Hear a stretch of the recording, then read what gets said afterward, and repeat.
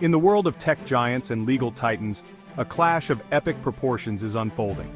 This is not just a simple disagreement, it's a confrontation that could have far-reaching implications for the future of technology and law. In one corner we have Elon Musk, the outspoken CEO of Tesla and SpaceX, and now the owner of X, formerly known as Twitter. Musk is a visionary, a disruptor, and a man who has never shied away from controversy. In the other corner stands Alexandre De Moraes, a formidable justice on Brazil's Supreme Court. De Moraes is known for his unwavering commitment to upholding the law and protecting democratic values. This is not your typical legal battle, it's a showdown that could reshape the digital landscape as we know it. The stakes are incredibly high and the outcome could set a precedent for how technology and law interact in the future.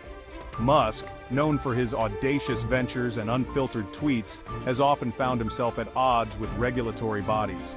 His approach to business and communication is as bold as it is controversial. His companies push technological boundaries, but sometimes those boundaries intersect with legal ones.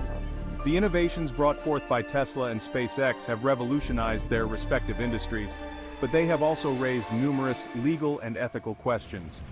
De Moraes, on the other hand, is a staunch defender of democratic principles and a vocal critic of misinformation, particularly in the online world. He believes that unchecked misinformation can erode the very foundations of democracy. The conflict between these two powerful figures stems from Musk's acquisition of Twitter, now X, and his ambitious plans for the platform. Musk's vision for X is to transform it into a hub of free expression, a place where ideas can flow freely without heavy-handed moderation. Musk envisions a digital town square where free speech reigns supreme, with minimal content moderation. He argues that this approach will foster innovation and allow for a more open exchange of ideas. De Moraes, however, sees the potential for such an environment to become a breeding ground for misinformation, hate speech, and threats to democracy. He warns that without proper oversight, the platform could be exploited by bad actors to spread harmful content. Buckle up, folks, because this is going to be a wild ride. The clash between Musk and De Moraes is more than just a legal battle. It's a fight for the future of digital communication and the principles that will govern it. The seeds of this epic battle were sown even before Musk's acquisition of Twitter. Brazil, with its vibrant democracy and history of political turmoil, has been grappling with the spread of misinformation and its impact on elections. De Moraes, known for his tough stance against threats to democracy, has been at the forefront of efforts to combat fake news and online manipulation. Enter Elon Musk, who swoops in with his vision of a free speech utopia on Twitter. Musk's hands-off approach to content moderation, while appealing to some, immediately raised red flags for De Moraes and other Brazilian authorities. They argued that such a lax approach would allow misinformation to flourish, potentially destabilizing the country's democratic processes. The tension escalated when Musk refused to comply with Brazilian legal requests regarding content moderation and data sharing. Musk argued that complying with these requests would compromise the platform's global policies and undermine his vision of free speech. De Moraes, however, saw this as a blatant disregard for Brazilian law and sovereignty. The stage was set for a showdown. Elon Musk, the self-proclaimed free speech absolutist, has doubled down on his stance, arguing that any attempt to regulate content on X is a dangerous form of censorship. He believes that the best way to combat bad speech is with more speech, allowing ideas to compete in the marketplace of ideas. Musk's critics argue that his idealistic view of free speech fails to account for the real-world harms of misinformation, hate speech, and online harassment. They point to the rise of extremist ideologies, the erosion of trust in institutions, and the very real threats to individual safety that have been fueled by unregulated online platforms. Despite the mounting pressure and legal challenges, Musk remains undeterred. He sees this battle as a defining moment for the future of the internet, a fight against what he perceives as government overreach, and a defense of the fundamental right to freedom of expression. On the other side of this digital duel stands Justice Alexandre De Moraes, a man who is not afraid to stand up to powerful interests, even those as influential as Elon Musk. De Moraes has made it clear that no one is above the law, regardless of their wealth or status.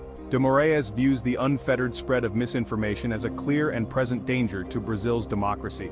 He believes that the digital age has amplified the reach and impact of false information, making it a formidable threat. He argues that allowing lies and hate speech to proliferate unchecked online poses a direct threat to the country's stability and the integrity of its elections. The stakes are high, and the consequences of inaction could be dire. De Moraes' stance is rooted in the belief that freedom of speech, while a fundamental right, is not absolute. He emphasizes that this right comes with responsibilities and limitations. He argues that it must be balanced against other equally important rights, such as the right to be free from harm, and the right to live in a secure society, such as the right to safety, security, and protection from harm. In his view, unchecked misinformation can erode public trust and incite violence, making it a significant public safety issue. For De Moraes, allowing dangerous misinformation to spread freely online is akin to shouting fire in a crowded theater, a reckless act with potentially devastating consequences. The analogy underscores the urgency and seriousness with which he approaches this issue. A reckless act with potentially devastating consequences. The digital landscape, he argues, requires vigilant oversight to prevent such dangers. De Moraes' actions against X, including the imposition of hefty fines and the threat of further sanctions, are a clear signal that he is not backing down, including the imposition of hefty fines. These measures are designed to send a strong message to tech companies about their responsibilities. And the threat of further sanctions, which could include more severe legal consequences if compliance is not met, are a clear signal that he is not backing down. De Moraes is steadfast in his mission to protect Brazil's democratic institutions. He is determined to hold Musk and X accountable for what he perceives as their role in undermining Brazil's democratic processes. His unwavering stance serves as a reminder that the rule of law must prevail in the digital age. Section 5. A clash of ideologies: free speech versus regulated speech. At the heart of this global showdown lies a fundamental debate that has raged since the dawn of the internet. Where do we draw the line between free speech and harmful content? This question is not just a legal or political issue, it touches on the very essence of our digital lives and the kind of society we want to build. Musk, with his unwavering belief in the power of the digital town square, argues that any attempt to regulate speech is a slippery slope towards censorship. He believes that the free exchange of ideas, no matter how controversial, is essential for innovation and progress. De Moraes, however, contends that freedom of speech, while a cornerstone of democracy, is not a blank check to spread misinformation and sow discord. He emphasizes that unchecked speech can lead to real-world consequences, including violence and societal division. He believes that governments have a responsibility to protect their citizens from the harms of online hate speech, incitement to violence, and election interference. This responsibility, he argues, is crucial for maintaining public order and trust in democratic institutions. This clash of ideologies is not confined to the hallowed halls of Brazilian courts or the tech campuses of Silicon Valley. It is a global issue affecting countries with diverse cultures and political systems. It's a debate that is playing out in living rooms, university campuses, and legislative chambers around the world. Families discuss it over dinner, students debate it in classrooms, and lawmakers grapple with it in policy discussions. As the internet becomes increasingly central to our lives, the question of how to balance free speech with the need to protect individuals and societies from online harms becomes ever more pressing. The stakes are high, and the outcomes of this debate will shape the future of our digital world. Section 6. Ripples across the globe. The battle between Musk and Brazil is more than just a regional dispute. It's a global showdown with potentially far-reaching consequences.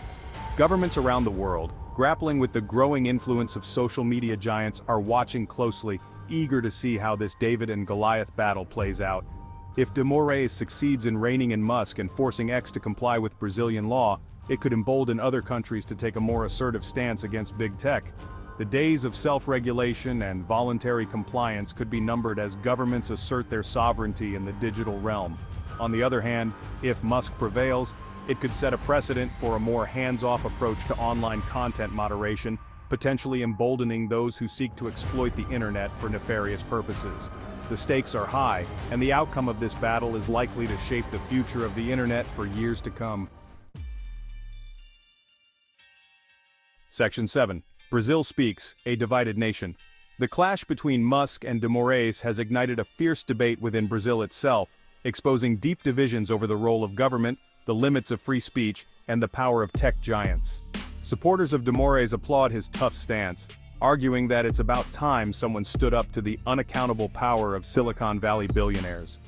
They argue that Musk's disregard for Brazilian law and his cavalier attitude towards online harms are a direct threat to their democracy.